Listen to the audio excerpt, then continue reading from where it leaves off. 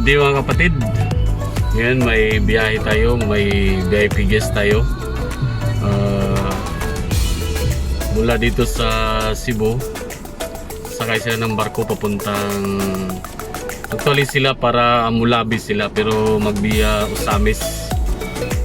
Barko yung sinakyan nila dahil may aso sila, so kailangan din ng mga papeles. Matagal, mga 1 linggo, 2 linggo nagpipiro sila bago sila makaalis.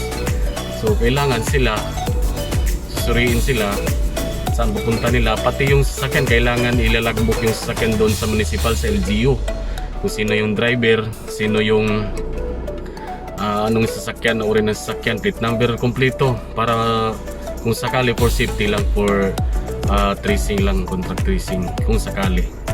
At saka yung mga aso kailangan nakaano yun, registered, tapos may quarantine din. Kahit dati pa wala pang pandemic, kailangan naka-quarantine yun 1 week or 2 weeks. Kukuha ka doon sa government, sa Cebu City yata.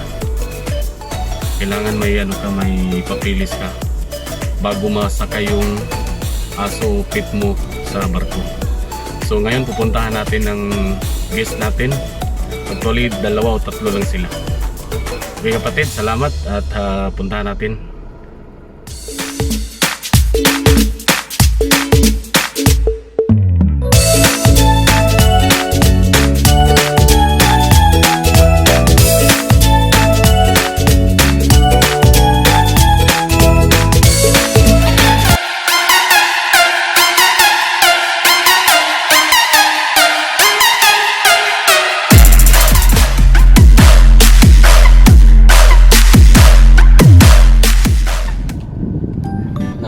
Sa kong ito yun, simot-simot ito rin guli na ko naman.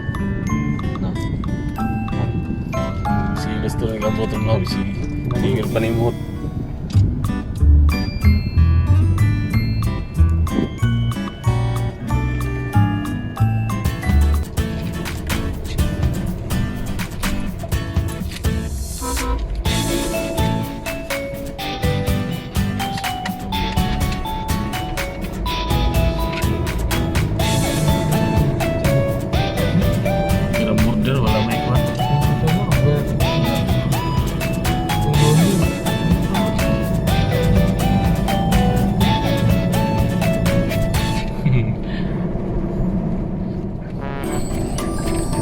Tataw ko siya.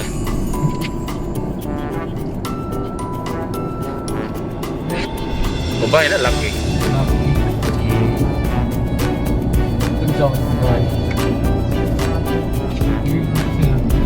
Ini kayak behave kayak one, behave travel.